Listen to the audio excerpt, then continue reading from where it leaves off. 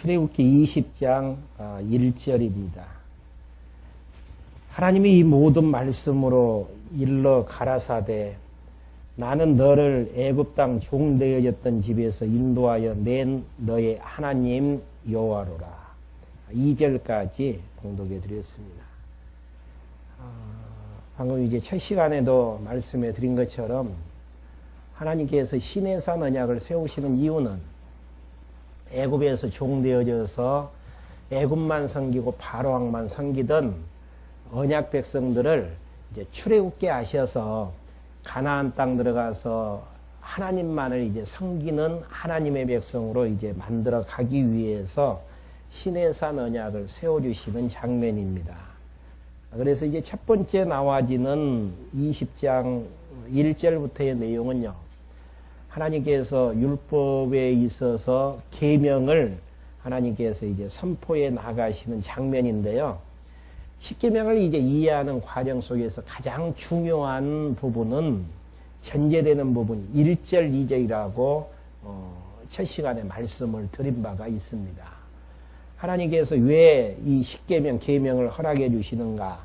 2절에 나오는 것처럼 나는 너를 애굽 땅 종되어졌던 집에서 인도하여 낸 너의 하나님 여호와로다.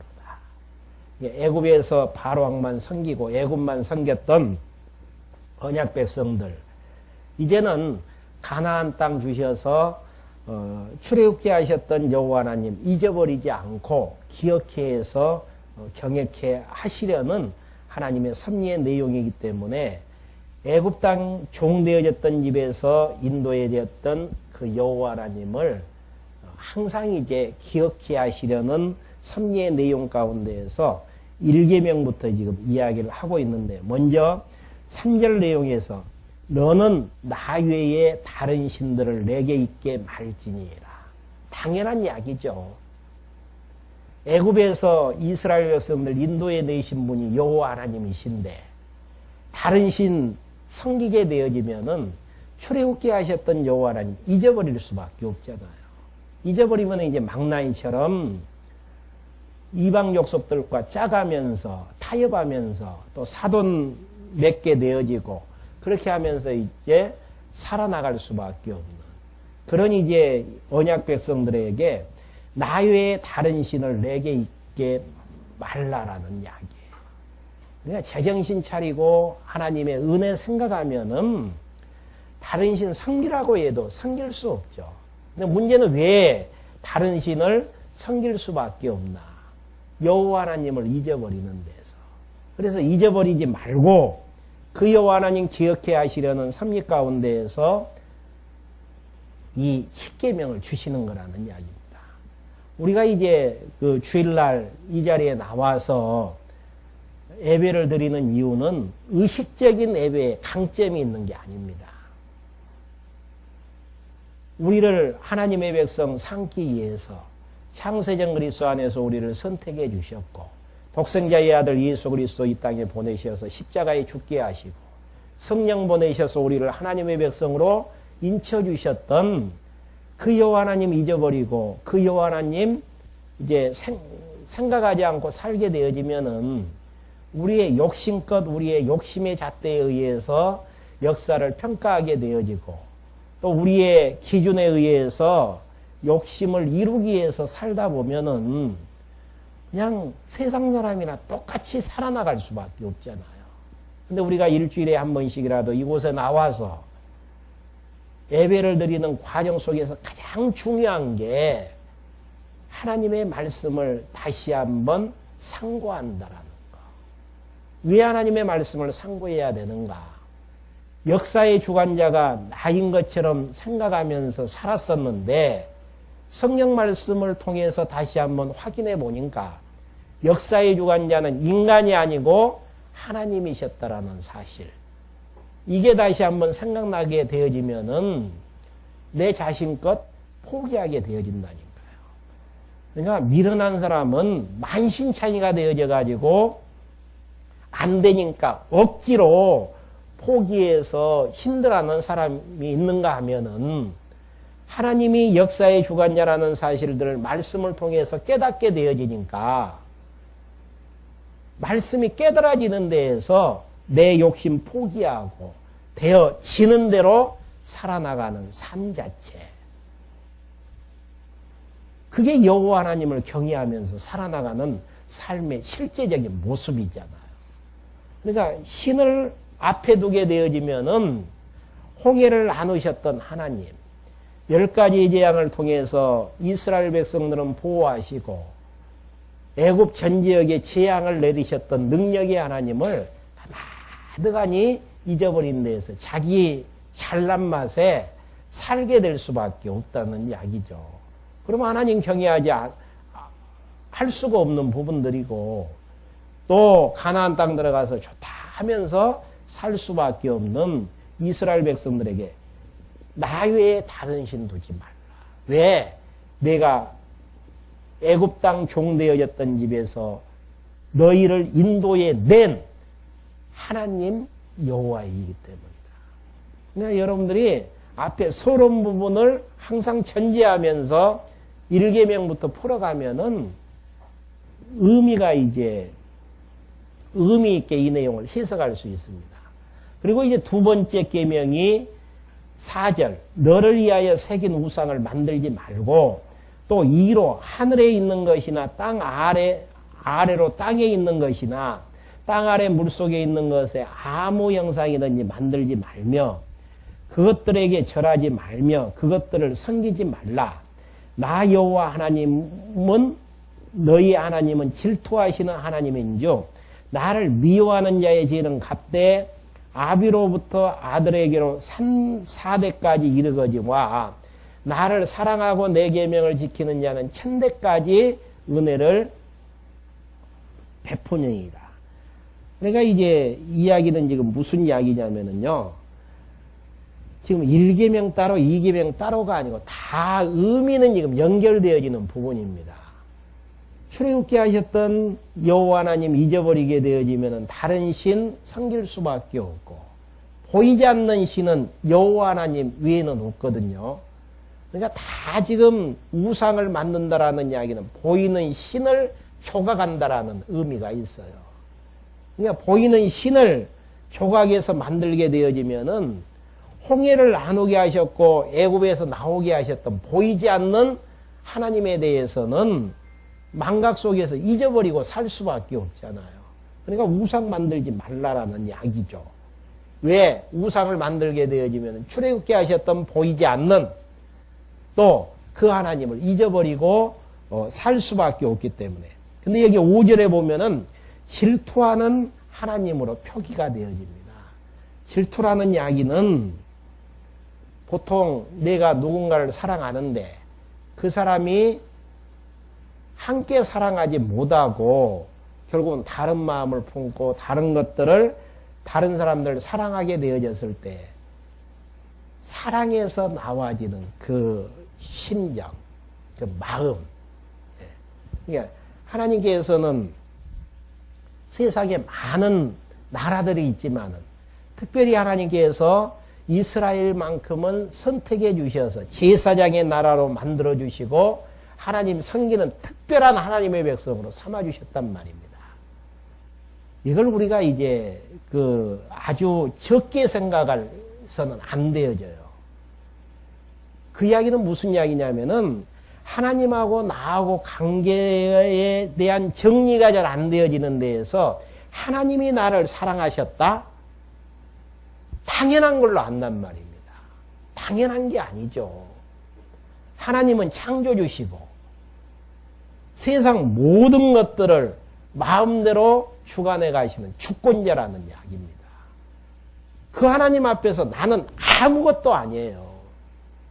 우리가 이 세상을 떠난다고 할지라도 죽는다고 할지라도 가장 밑바닥에서 산다고 할지라도 하나님은 눈 하나 깜짝하지 않는 절대자시고 우리를 만드신 창조주시고 주권자시라는 이야기입니다. 그분의 사랑을 받으면서 우리가 살아나간다라는 거. 참 우리의 행위로 보면 있을 수 없는 일들이죠. 그런 사랑을 받는 하나님의 백성이 하나님을 잊어버리고 세상을 사랑하고 이방 족속을 사랑하면서 살아나간다? 하나님이 보실 때에는 있을 수 없는 일이죠. 그래서 하나님께서는 질투하시는 하나님으로 나를 미워하는 자는 죄를 아비에게서 3, 4대까지 이르게 하거니와 나를 사랑하는 자는 1000대까지 은혜를 베풀게 되어진다. 그러니까 이런 부분들을 사랑하는 자 3, 4대 3, 4대 수천 대 이 부분을 보면은 수천 대에 비하면은 3, 4대는 잠깐이에요. 잠깐이고 수천 대 영혼이란 말입니다. 그러니까 영혼에 비해서 3, 4대는 잠깐. 이게 사랑의 이제 책찍이라고 봐도 되겠죠. 사랑의 징계라고. 근데 이러한 부분들이 역사서에 보면 뒤쪽으로 이제 넘어가면서 열왕기상하, 역대기상하에 보면 정확하니 적용이 되어진단 말입니다. 하나님을 떠나갔던 북이스라엘 백성들. 왕통이 계속 아들로 이어지지 않잖아요. 3, 4대 만에 딱 끊기고 혁명이 일어나서 다른 가문으로 이제 왕이 넘어가게 되어지고. 근데 하나님을 사랑하는 하나님이 선택했던 유다 백성들. 망나니 같은 자식이 나와줘도 유다의 왕통에서 그 혈통이 끊기지 아니하고 역대기상하에 보면 유다의 왕통들을 집중적으로 이제 그 기록하고 있는데요. 이렇게 생활했으나 죽고 그 아들이 이제 그 왕위를 계승케 되어지는. 그러니까 이걸 이제 오해하시면 안 되어지죠. 하나님께서 언약 백성들로 영원히 우리를 이제 사랑하신다라고 이야기하셨는데 어떻게 3, 4대의 대를 끊기고 하시는가. 그냥 잠깐 하나님께서 우리를 치시는 사랑의 징계로 보시면 되어집니다. 그러니까 수천에 비해서 잠깐 하나님께서 우리를 깨닫게 하기 위해서, 교육해 하기 위해서 때리시는 징계라는 부분은 잠깐에 해당되어지는 부분이죠. 그러니까 이 십계명 언약 어기게 되어지면은 하나님께서 하나님의 자녀의 대를 끊기는 법은 없어요. 그 이유는 지금 애굽에서 인도하셔서 가데스바에 올려서 가나안 땅으로 들어가게 하시잖아요. 이 하나님께서 아브라함과 이삭과 야곱 또 모세에게 가나안 땅 주셔서 하나님 백성 삼아 주신다라는 이 약속은 천하가 두 쪽 난다고 할지라도 이 약속은 반드시 지키는 약속입니다. 왜 이제 지키는 약속이냐면은 하나님께서 조건 없이 그렇게 약속을 해주시는 은혜의 약속이라는 이야기예요. 이 약속이 이루어지는 과정 속에서 가나안 땅 들어가서 하나님 말씀대로 살지 아니하면은 하나님 잊어버리고 망나니처럼 살게 되어지면은 그걸 깨닫게 하기 위해서 잠깐의 사랑의 책찍은 가능하다라는 이야기예요. 그러니까 하나님 말씀 어기고 신해산 언약을 대로 살지 못한다 그래서 가나안 땅 못 들어가는 것은 아니고 또 가나안 땅 들어가서도 마지막 세 번째 약속인 다윗 왕국 세워주시겠다라는 그 약속 하나님께서 취소하시는 분이 아니단 말입니다. 하나님께서 우리에게 은혜로 약속해 주셨던 은혜 베풀어서 하나님 백성 삼기로 하시는 그 약속은 우리의 행위하고는 전혀 관계없이 하나님께서 하나님 백성 삼아 주셔서 거룩한 백성 삼아 주셔요. 그 과정 속에서 잠깐의 사랑의 책찍도 있고 징계는 있지만은 그게 하나님의 자녀 삼아 주시는 약속을 공수표로 만들 수는 없다라는 이야기입니다. 그런 관점에서 이 내용들을 이해하시면은 마음의 평강을 잃지 않고 살아나갈 수 있죠. 그러니까 여기서 3, 4대라고 하지만은 영원한 수천 대까지 이르는 은혜에 비해서는 아주 잠깐 하나님께서 가나안 땅에서 내쫓아내지만은 다시 가나안 땅 들어오게 하시는, 하나님께서 세우셨던 것 다윗 왕궁 무너뜨렸지만은 다시 회복해 하시는 하나님의 섭리의 숨결.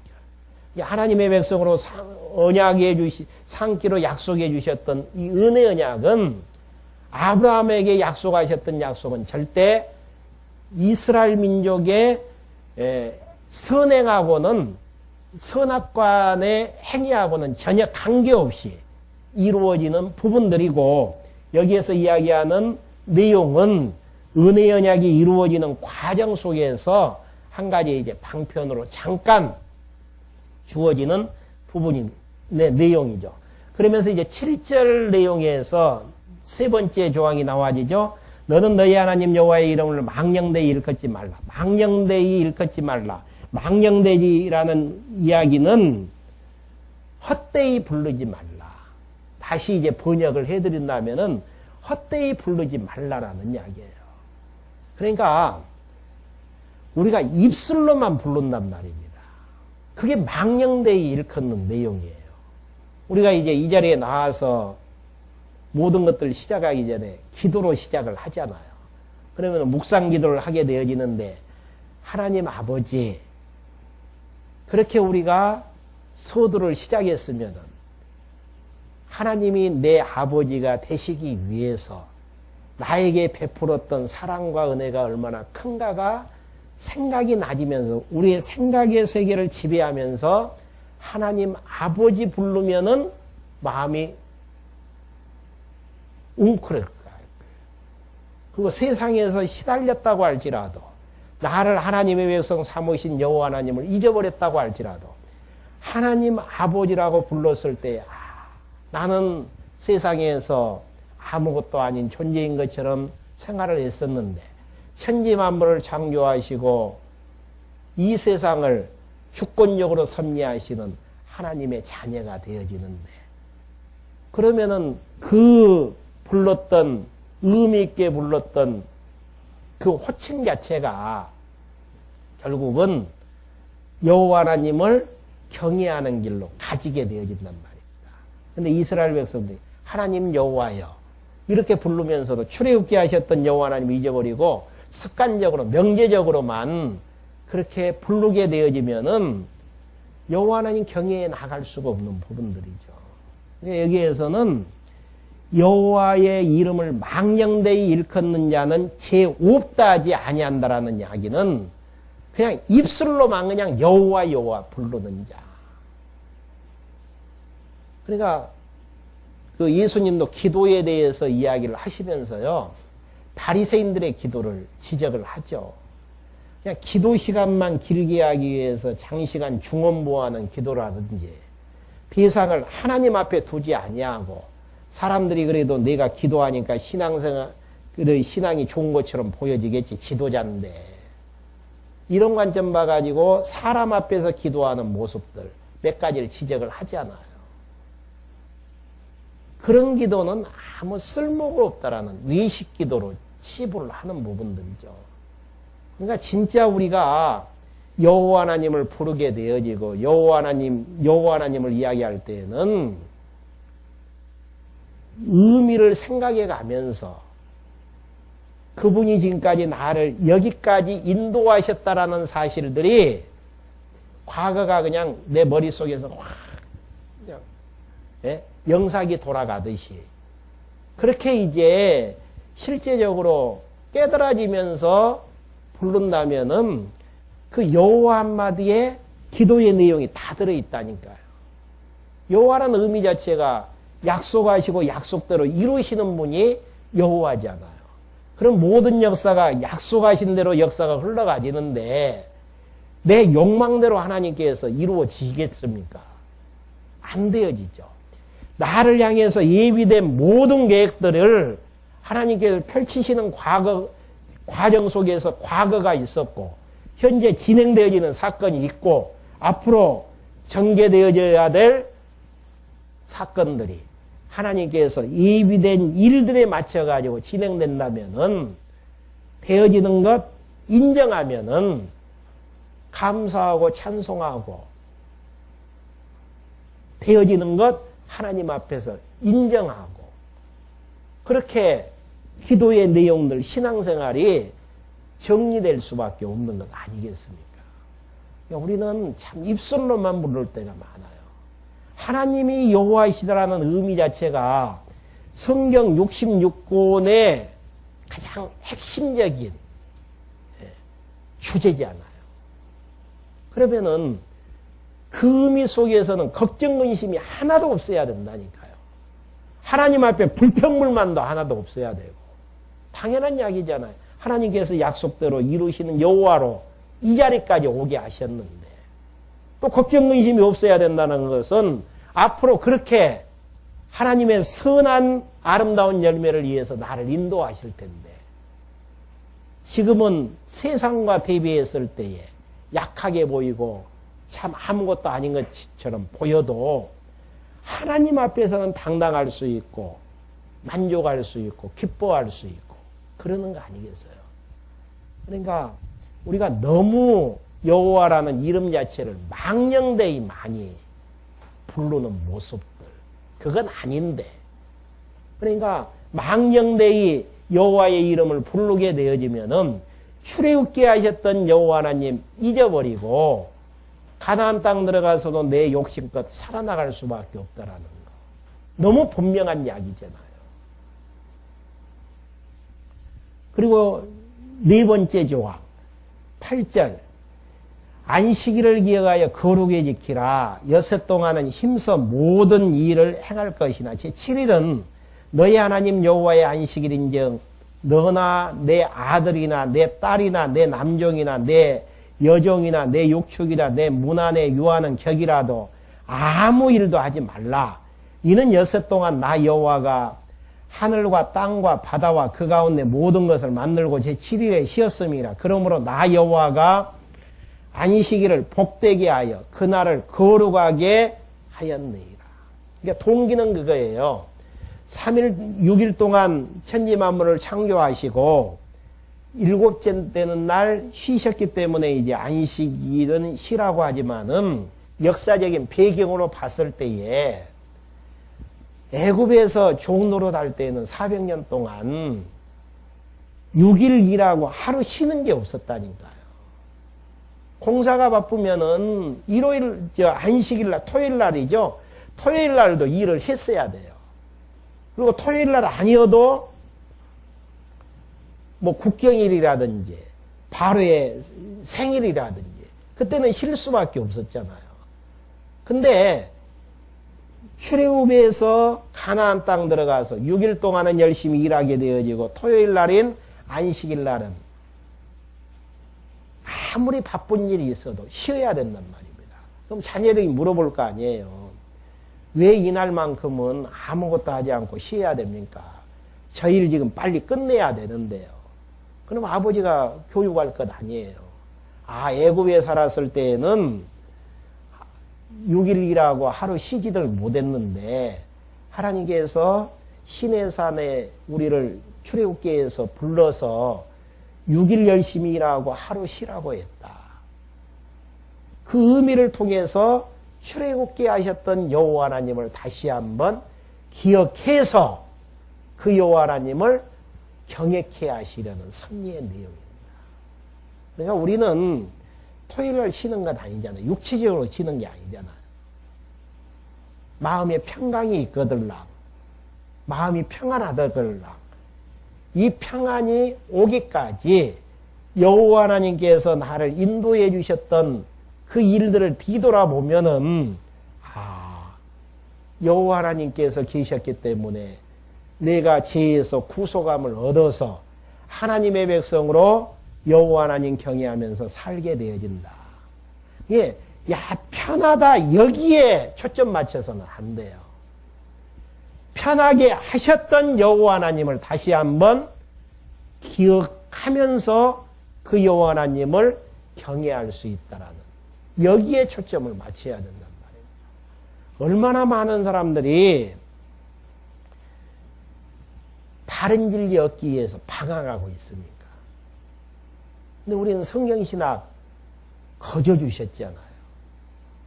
얼마나 많은 사람들이 평안을 얻기 위해서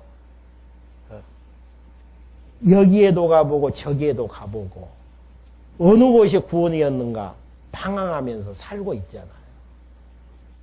불교 쪽으로 입문을 위해서 도를 닦아보기도 하고 유교 쪽에 가서 부모 공경하면은 모든 것들이 잘 된다고 아닌가 그렇게도 행해보기도 하고 제사행위도 해보기도 하고 근데 우리는 하나님께서 창세전 그리스도 안에서 선택해 주셨던 하나님의 은혜에 의해서 거저 하나님의 백성 되어졌잖아요. 이렇게 해주신 분이 하나님이시라는 이야기예요. 제정신 차려서 이 하나님, 은혜의 하나님, 사랑의 하나님만 잊어버리지 않고 생각할 수 있다면 나에게 이렇게 평강을 주셨던 하나님, 나와 함께 하셨던 하나님, 그리고 영원한 기업을 향해서 가게 하시는 하나님에 대한 감사와 찬송, 평안을 주신 하나님 기억하면서 그 여호와 하나님 경외하면서 살아나갈 수 있는 것 아니겠습니까? 안식일 내용하고 다 똑같은 안식일을 지키는 내용하고 다 연관되어지는 부분들이죠. 그러면서 조금 이제 달리해요. 12절부터 5계명이죠. 내 부모를 공경하라. 그리하면 너희 하나님 나 여호와가 내게 준 땅에서 내 생명이 길리라. 내 부모 공경하라는 거. 첫 시간에도 말씀해 드렸죠. 유교하고 같은 문장이기 때문에 이 부분에 대해서 부모 자체를 공경하는 부분인가. 그러니까 이 부분은 그건 아니에요, 지금.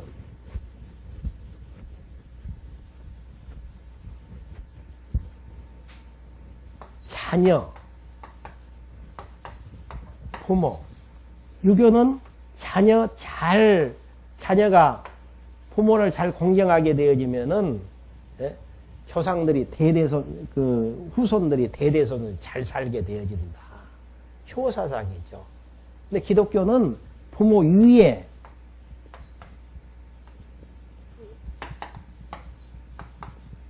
출애굽해 하신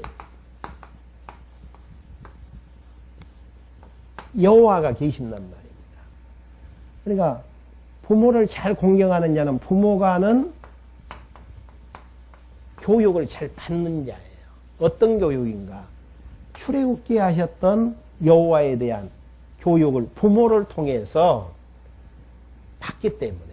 그러니까 이스라엘 민족의 그 교육의 특징 자체는 우리는 이제 학교에 보내서 선생님이 첫 번째 이제 그 교사로 보잖아요. 근데 이스라엘 같은 경우에서는 1차적인 선생님이 누구냐면 부모예요. 그러니까 가정교육이라는 게 너무너무 이제 중요한 부분들로 대두가 되어지죠. 그러면 이 이스라엘의 부모들이 가르치는 내용이 무엇인가? 선민 만들어서 출애굽게 하셨던 여호와 하나님, 가나안 땅까지 오게 하셨던 하나님. 그러니까 이 교육을 부모에 의해서 되어지기 때문에 이 부모 공경하지 아니하면은 가나안 땅에 내쫓김을 받으면서 아픔 당하면서 이제 하나님 배울 수밖에 없는 것이죠. 그러니까 출애굽게 하셨던 여호와 하나님, 이분을 교육하는 부모기 때문에 그 말씀 들으면서 공경하면서 살라라는 이야기죠. 그런다 그래서 뭐 인륜적인 차원에서 그걸 뭐 배제하면서 이제 뭐 막 대하라는 이야기는 아니죠. 이 부분을 뺀 상태에서. 그러니까 여기에서 지금 십계명에서 이야기하고자 하는 내용은 십계명 전제, 애굽 땅 종되어졌던 집에서 인도하여 낸 너의 하나님 여호와로다. 그 여호와를 기억하면서 경외해야 되기 때문에 부모가 교육하는 내용 잘 받으면서 부모 공경하면서 살아야 된다. 그 내용이죠, 지금. 그 다음에 13절 살인하지 말라. 이것도 이제 도덕적인 계명으로 이제 생각할 수 있지만은 출애굽하셨을 때에 일어났던 역사적인 배경들을 보면은 출애굽게 하셨던 여호와 하나님을 기억하여 섬기게 하시려는 내용하고 밀접한 관계를 이루고 있습니다. 애굽에서 나올 때에 홍해 앞에다가 이스라엘 백성들을 놔두고 애국 군병들은 물속에 다 수장시켜서 죽이고 이스라엘 백성들은 마른 땅같이 건너게 해서 다 살렸잖아요. 생명의 주관자가 여호와 하나님이시라는 이야기죠. 자기들 마음대로 죽이고 살려버린다고 할 것 같으면은 애국 군병들을 물속에 수장케 해서 죽게 만들고 또 유월절 예양시 장자를 다 죽이고 이스라엘 백성들 장자들을 살리셨던 생명의 주관자 되시는 여호와 하나님은 잊어버릴 수밖에 없는 것이죠. 생명의 주권자는 우리가 아니에요. 하나님께서 우리를 언제 태어나게 하신 것 정해놓은 대로 태어났지 않아요. 출생했잖아요. 그러면 하나님께서 우리를 이 땅에서 살게 하시는 예비된 기간이 있단 말입니다. 그 기간 딱 마치게 되어지면은 더 살고 싶어도 가야 되고요. 또 고달픈 인생길 걸어가면서 빨리 가고 싶다 그래서 빨리 가지는 것도 아니고 정해진 그 시간만큼 다 살다가 생명의 주관자가 여호와시다니까요. 그러니까 내 맘대로 죽여서 생명 끊을 수가 없는 거라는 이야기예요. 내 맘대로 죽이고 살릴 수 있다면은 애국 군병들을 물속에 수장시켰고 이스라엘 백성들을 살리셨던 생명의 능력을 가지고 계시는 여호와 하나님, 출애굽게 하셨던 여호와 하나님 잊어버리고 살 수밖에 없는 것 아니겠습니까? 그다음에 간음하지 말라라는 이야기예요. 지금 앞부분에서 이야기했지만은 애굽이라는 지역에서 언약 자손들을 번창케 해주셨단 말입니다. 이 하나님 기억해야만이 여호와 하나님 경외에 나갈 수가 있는데 간음이라는 이야기는 결혼한 남자가 다른 여자하고 이제 간통을 하게 되어졌었다. 그렇게 되어지면은 그걸 알게 되어졌을 때 칼불이 날 수밖에 없고 생육하고 번성에 나가는 과정 속에서 지장을 입을 수밖에 없잖아요. 그리고 생육하고 번성케 하시는 분은 하나님이신데 간음에 의해서 가정이 파괴되어지고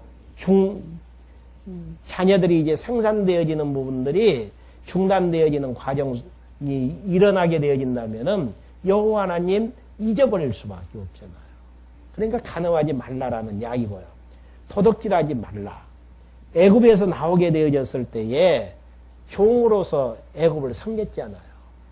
그냥 빈몸으로만 풀어줘도 이스라엘 백성들은 할 이야기가 없어요. 너무너무 감지덕지하죠. 근데 은금 폐물까지 구하라고 해가지고 다 가지고 나와졌잖아요.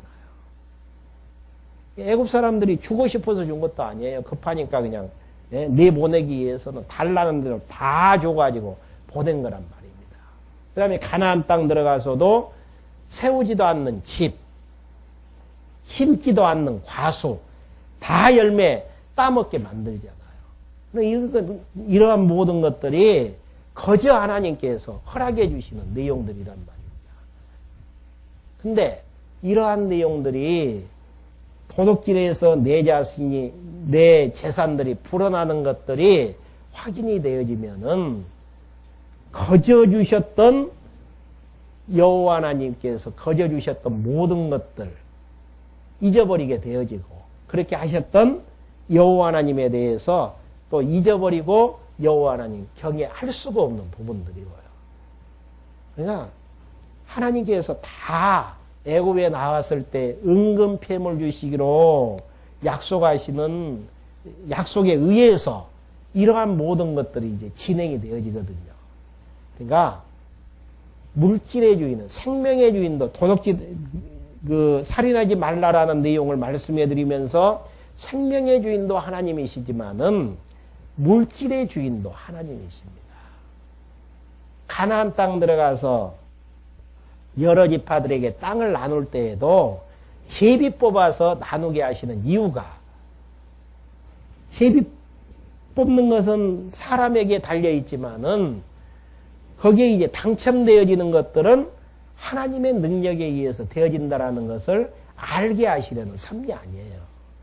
그러니까 내 마음대로 부자 되고 싶다 그래서 부자 되어지는 것도 아니고, 또 내가 재산을 관리하지 못하면은 그 재물 자체가 날아가지는 것도 아니고, 하나님께서 예비되어지는 내용 따라서 모든 것들이 다 진행이 되어지기 때문에 함부로 도둑질하지 말라.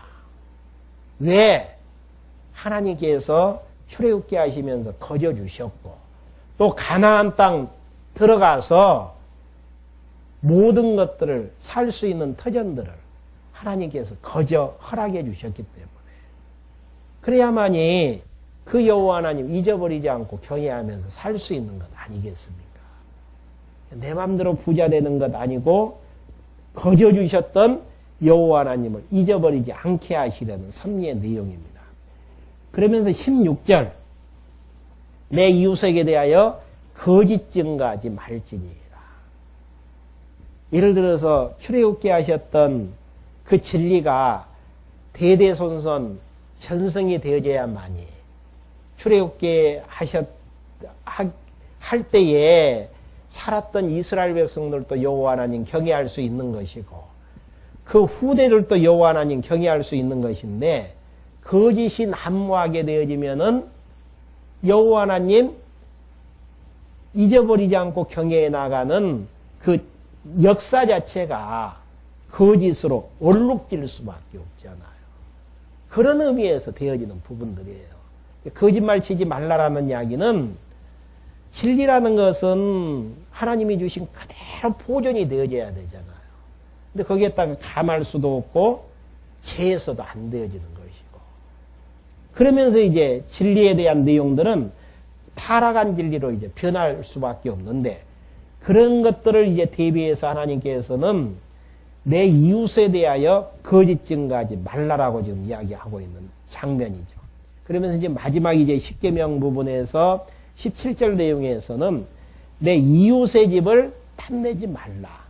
내 이웃의 아내나 그의 남종이나 그의 여종이나 그의 소나 그의 낙이나 무릇 그 이웃의 소유를 탐내지 말지니라. 탐낸다 그래가지고 내 것 되어지는 거 아니고, 내가 탐내다 보면은 그것을 내 걸로 이제 만들기 위해서 공작 꾸밀 수밖에 없고, 그렇게 해서 내 걸로 이제 모든 재산들이 불려나가게 되어지면은 그렇게 거저 주셨던 여호와 하나님 잊어버릴 수밖에 없다라는 거. 그러니까 십계명 내용 자체가 2절 내용을 근거로 해갖고, 나는 너를 애굽 땅 종되었던 집에서 인도하여 낸 너의 하나님 여호와이기 때문에 10가지의 계명을 이렇게 하라는 이야기예요. 또 하지 말라라는 이야기고요.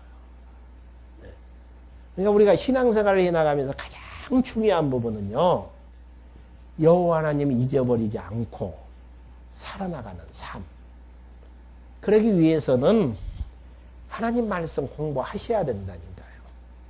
일용할 양식으로 먹어지지 아니하면은 하나님 잊어버리고 내 기준에서 내 마음대로 살아나갈 수밖에 없는 거라는 이야기예요. 그러면 이제 문제가 있죠. 내 기준에서 내 욕심껏 안 되어지면 좌절하게 되어지고, 내 계획대로 되어지면은 내가 그래도 이렇게 기획해서 이렇게 실행하니까 되어진다라는 이것 때문에 자만하고 교만하게 되어지는 것이고. 그러니까 이 내용이 우리를 억압하는 게 아니라니까요. 하나님만 잊어버리지 아니하면은, 출애굽게 하셨던 여호와 하나님만 잊어버리지 아니하면은 하나님 경외하면서 살아나가는 거룩한 제사장으로서, 거룩한 하나님의 백성으로서 살게 되어질 수밖에 없어요. 그러니까 욕심대로 우리가 여기 마지막 십계명에 나온 것처럼 탐한다 그래서 하나님이 다 주시는 것 아니에요. 어떤 상태에서 하나님께서 허락해 주시는가? 하나님께서 딱 주기로 예비한 것은 내가 노력하지 않아도 하나님께서 허락해 주셔요. 그러지만은 예비되어진 것이 아닌 부분에 대해서는 아무리 우리가 욕심 불려도 탐한다고 해도 주어지지가 않습니다. 그 이유는 하나님께서 애굽에서 금은 보화 거저 주셨고 가나안 땅의 모든 것들 거저 주셨기 때문에 가능한 내용들이죠. 이렇게 이제 계명을 말씀하신 다음 18절부터 21절까지 죽을까봐 두려워하는 백성을 모세가 이제 위로하는 장면들이 나와지죠. 못 백성이 우레와 번개와 나팔 소리와 산의 연기를 본지라 그들이 볼 때 떨며 멀리 서서 모세에게 이르되 당신이 우리에게 말씀하소서 우리가 들으리이다. 하나님이 우리에게 말씀하지 말게 하소서 우리가 죽을까 하나이다. 그러니까 지금 모세도 듣게 만들고 백성들도 듣게 하기 위해서 지금 크게 우레와 번개와 막 나팔 소리 같은 걸로 막 하나님의 임재한 것들 보이고 말씀하신단 말입니다. 그러니까 이스라엘 백성들이 두려워할 수밖에 없는 하나님이 직접 말씀하시면 우리가 죽겠구나 막 주눅이 들어가지고 모세 당신이 이야기하지 하나님이 우리에게 이야기하게는 마십시오. 지금 그 이야기죠. 그러면서 20절 모세가 백성에게 이르되 두려워 말라 하나님이 강림하시면 너희를 시험하고 너희를 경외하여 범죄치 않게 하려 하시느니라. 너희를 죽이려고 하나님께서 강림하신 게 아니고 여호와 하나님을 경외하면서 여호와 하나님 배반하지 않게 하기 위한 하나님의 섭리의 숨결로 강림하신 것이라는 것. 그러니까 하나님께서 우리를 향하신 하나님의 섭리는 하나님의 백성으로 하나님 경외하는 백성 만들기 위한 교육이지 우리를 미워서 저주해서 그러는 것은 아니다라는 이야기예요. 그러니까 우리가 여러 가지 사건들을 통해서 하나님을 배워나간다라는 것, 말씀을 통해서 하나님을 깨달아 나간다라는 것, 참 중요한 부분이죠. 우리가 섬기는 하나님은 두려워해야 할 부분이 아니다니까요. 여기에서 두렵고 떠는 백성들을 향해서 너희로 경외하여 범죄치 않게 하려 한다라는 것. 하나님을 배반치 않고 살게 하시려고 강림하셨다라는 것. 그러면서 백성은 멀리 섰고 모세는 하나님의 계신 흑암으로 가까이 계시니라. 그러면서 이제 마지막으로 22절부터 26절까지 신상을 만들지 말고 하나님께 제사를 드리라고 말씀하시는 내용입니다. 그러니까 보이는 것 만들게 되어지면은 출애굽게 하시는 여호와 하나님 잊어버리니까 절대 신상 만들지 말라. 22절 한번 봐보죠. 여호와께서 모세에게 이르시되 너는 이스라엘 자손에게 이같이 이르라. 내가 하늘에서부터 너희에게 말한 것을 너희가 친히 보았으니 너희는 나를 비겨서 그러니까 다른 말로 하면은 바른 성경에 보면 나 외에 은으로 신상이나 금으로 신상을 너희를 위하여 만들지 말고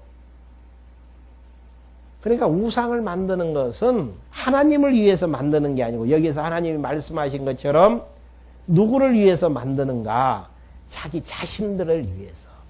자기 자신의 무엇? 욕망 성취를 위해서. 참 여러분들 신기하지 않아요?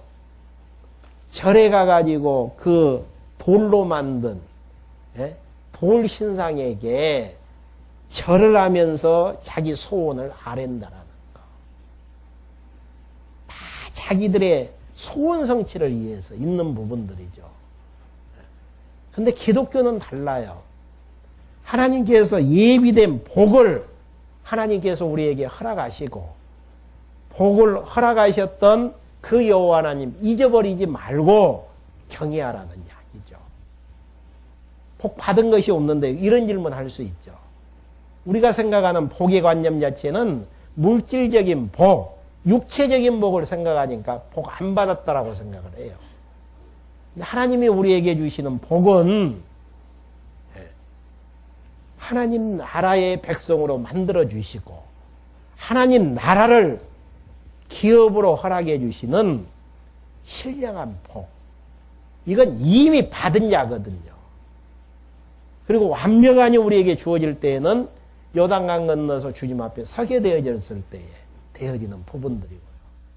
그러니까 우리는 복을 받았기 때문에 신령한 복을 소유했기 때문에 신령한 복을 허락하신 여호와 하나님을 잊어버리지 않고 그분을 경외해 나가는 삶 자체고요. 타 종교는 우상 만들어서 보이는 어떤 것들 만들어서 그것 경외한다라는 것은 내 소망 이루어달라는 이야기죠. 근데 참 인간이 무지한 게 숨도 못 쉬는 이사야서에 나오던가 예레미야서에 나오는가요?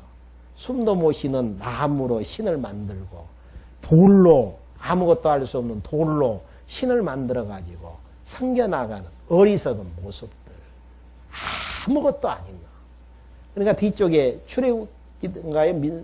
뒤쪽에 봐보면은 이 십계명 받으러 이제 올라갔었는데 안 내려오니까 금붙이 다 뽑아가지고 금송아지 만들어가지고 이 금송아지가 우리를 출애굽게 하신 여호와다.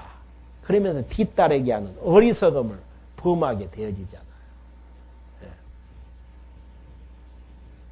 그러면서 24절 내게 토단을 쌓고 그 위에 너의 양과 소로 너의 번제와 화목제를 드리라. 내가 물은 내 이름을 기념케 하는 곳에서 내게 강림하여 복을 주리라.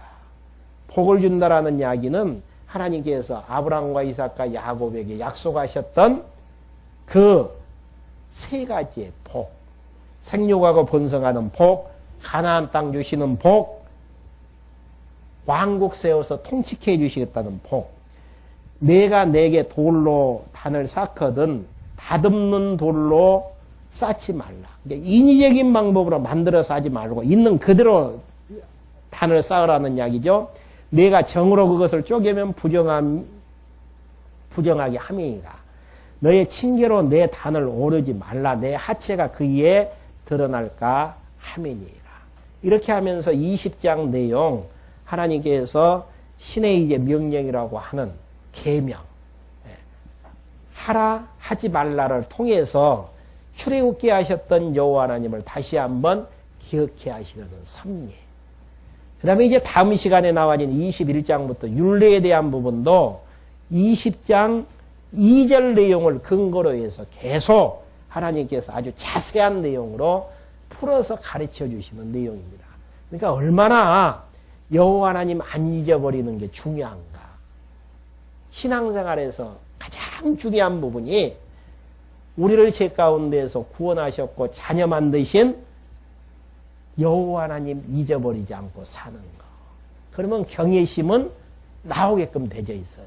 근데 잊어버리는 순간 어떤 하나님도 아닌 대상을 향해서 소원을 이루어지기를 바라고 그들과 협력하기도 하고 타협하기도 하는 그런 백성으로 이제 갈 수밖에 없습니다. 다음 시간에 21장 계속해서 이제 말씀해 드립니다. 기도하고 말씀 마치겠습니다. 하나님 아버지 감사함을 드립니다. 저희들 이 시간에 불러 모아주셔서 하나님께서 신의 산 언약으로 말씀해 주셨던 율법의 계명을 통해서 출애굽게 하셨던 여호와 하나님을 잊지 않게 하시는 하나님의 섭리의 숨결들을 다시 한번 확인케 해주심을 감사함을 드립니다. 우리를 죄 가운데에서 구원하여 주시고 하나님 백성 삼으신 언약대로 이루신 여호와 하나님의 말씀이 날마다 생각나게 해 주셔서 여호와 하나님 기억하며 경외해 나아가는데 부족함이 없도록 인도해 주시옵소서. 예수 그리스도의 이름으로 기도했습니다. 아멘.